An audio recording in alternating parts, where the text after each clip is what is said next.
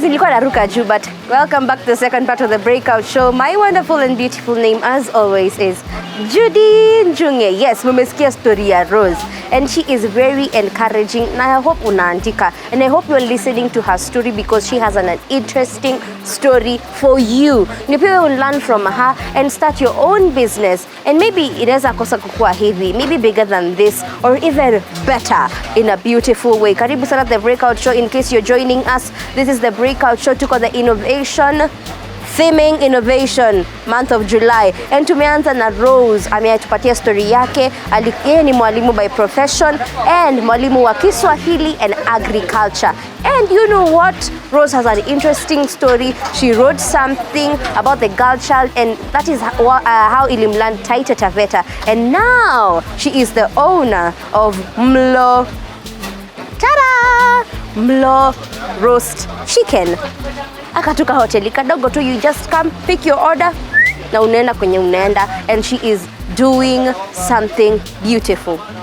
Rose, yes. Naona pia wewe niko nasaidia. Inabidi sasa. Kuna kitu inaitwa challenges. Na kwa kila biashara, as you begin, hakuwezi kosa the things that will make you even more tougher. What are these challenges you faced so far? Well, challenges ni more sana. And what I keep on saying is, for any challenge, for any business that you're starting, you really need to have a big why, and to remember that why every single day. Yes, because at times in Akwanga, you get to a breaking point. You're like, by the way, I'm done with this. It wasn't that serious that to end there. But now again, that why is the why you still wake up and come and grind that day. Yes. And food is very sensitive. It's very sensitive. One small mistake can cost you a lot. One small mistake kama ya kukosa switch off a freezer. Kukosa switch on a freezer can cost you a lot. Yes. Inaweza haribu makuku zote, alafu you see food you can't always ileta kama imeharibika because number one hata amngekuwa kwa hiyo mainzi ndio zingekuwa zinajaa. So food you cannot lie to people and there's no shortcut to food. Yes. If food is good, watu watakuja. If it's not bad, they'll not. Really? They'll not. And someone said the same point some time back to Kiosk Safari, like maybe you're selling shit, you won't come. And food is all about a labor of love. Yes. Purely. Food is about a labor of love. Mtu akishiba anakumbuka hii place by far. Umesikia? Acha nikupeleke ndio wewe uone shawarma ni nini. Twende. Pati shawarma mbele. Vitu kama hizo you know na. So amesema kitu point hapo. It's a labor of love and it's all around, from the how you cook the food, from how it tastes, even the customer relations.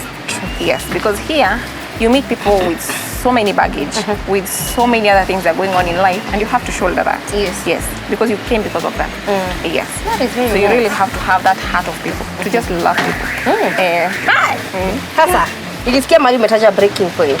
Lakini mimi nataka kuuliza ni wakati gani ulifeel nimeanza kuomoka, this is my breaking point?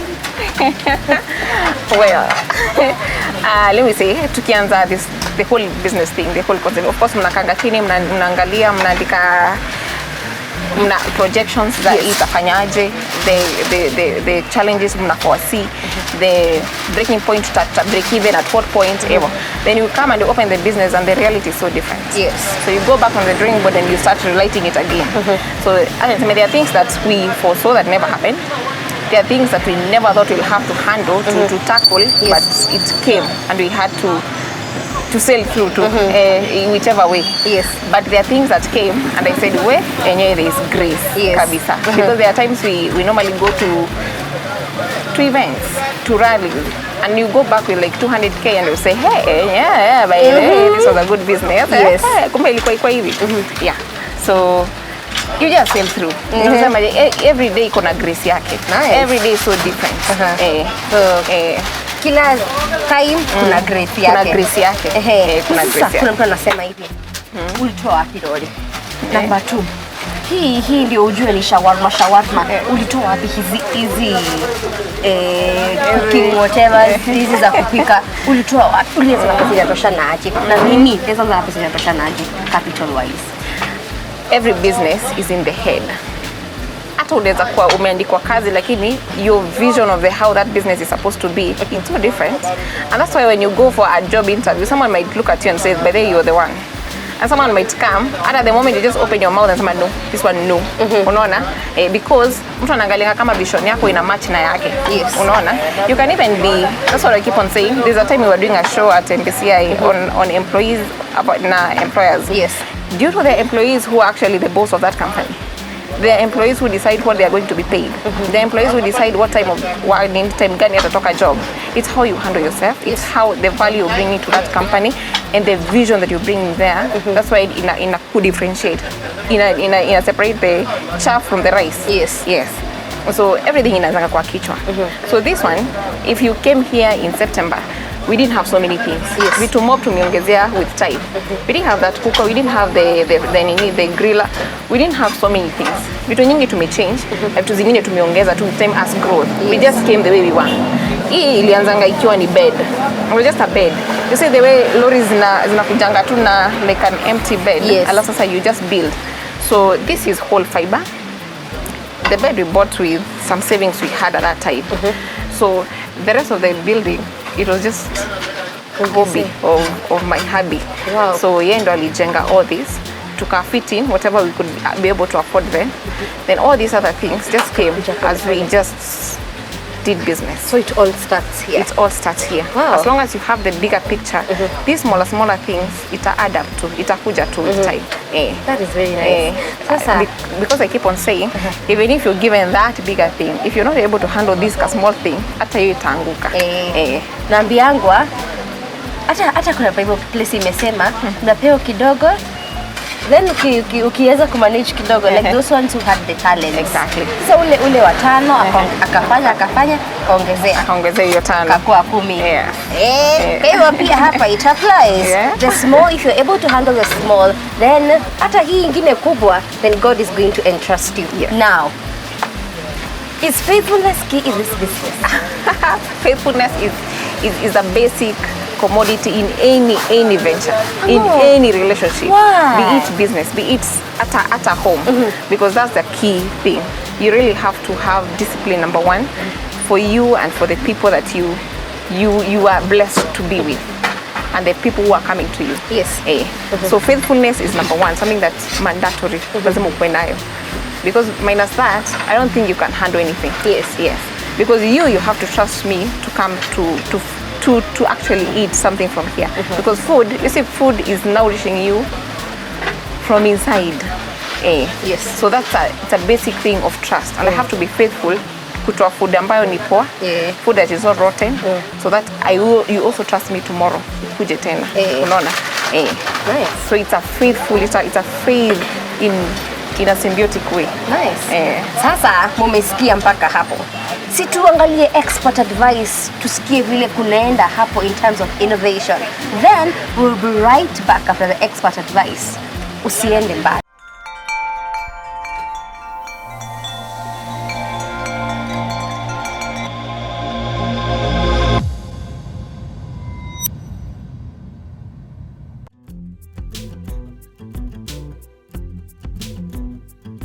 So my name is Dr. Shiko Vital.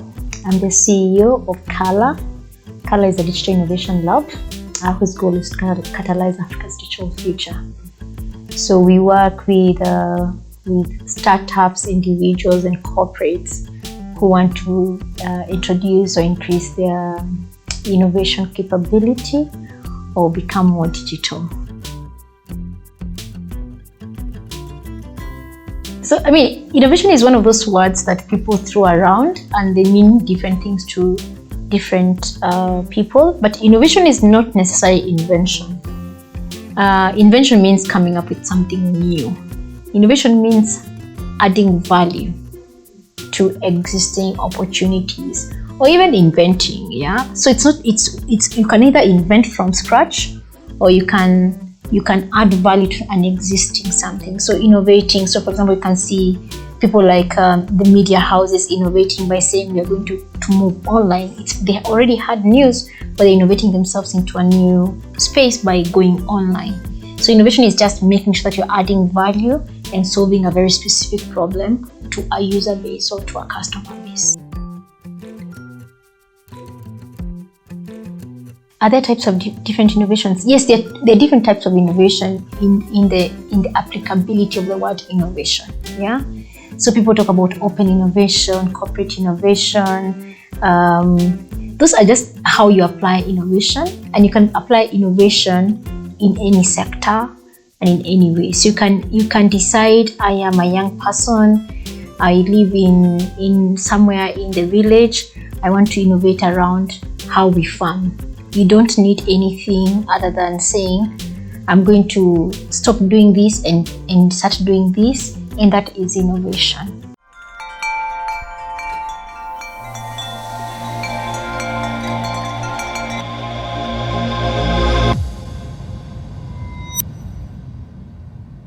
Welcome back. I hope umelearn kitu hapo kwa expert advice, na najua ulikuwa unaandika kwa sababu innovation is very key. Umesikia vile Madam Rosa amesema inaanzia hapa. Whatever you have here brings now. Whatever you have here, the image you have here inakuwa actual life, ina come into reality, and faithfulness is key. Umesikia vile ametuambia, because I mean, if you unataka customer arudi hapa na unataka alifai tena mwingine, basi lazima pia wewe uwe mtu mzuri, ndio pia ya kulifai, ndio mwingine ya kulifai, ndio unaweza kuta uko Nakuru, uko Mombasa, uko China, na kuendelea vizuri. Finally kuna youth anakuangalia. Nasema ai Rosa kipane. Umeweza make. Mimi ndafanya aje niweze make. Utamwambia nini? You're so funny. Namwambia nini? Start wherever you are. And it has never been that serious. Anything that you start, just start.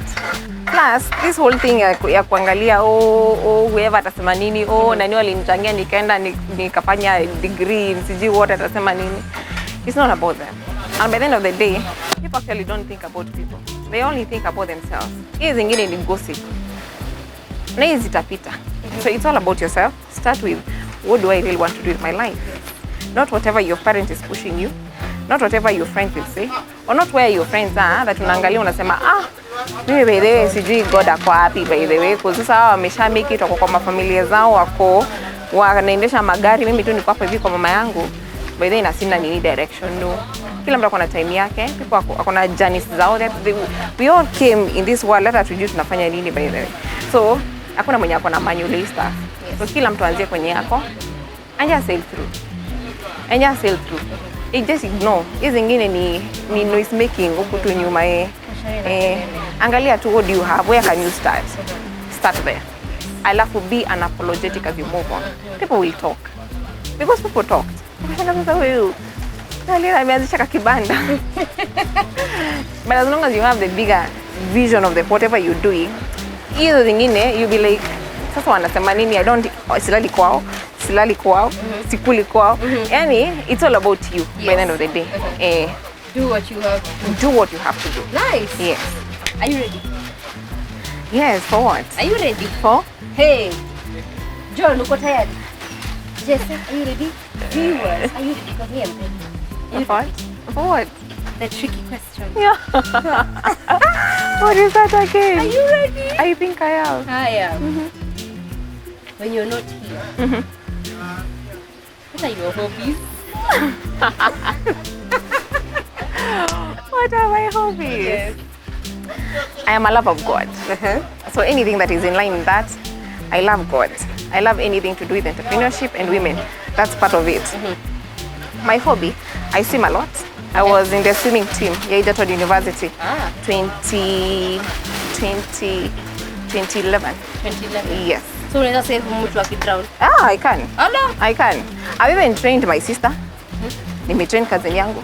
So I'm a swimmer. I swim. Then I love driving. I do road drives. Just to, especially when I'm stressed. Yes. I just drive. I just go. Kuna kingine kwa hobby kingine? Kakupika, I love cooking. Eh? I love cooking. wonder. I love cooking. There's a time I used to bake at home, yani na bake leo kesho kutwa. Now people are asking me, sasa hizi umebake kule wapi? Yes, mujiforce tu. Kwa sababu na kesho nitapika ingine. Yes. I love cooking. That is very nice. And that's why this one came about. And this one is more smoother because this is a passion of mine here. Nice. It's something from inside. Thank you so much. Thank you so much too. And you're so funny. And thank you for watching today's show. I have been your lovely and wonderful host, Judy Njunge. And until next time on the Breakout Show is Arrivederci. Peace.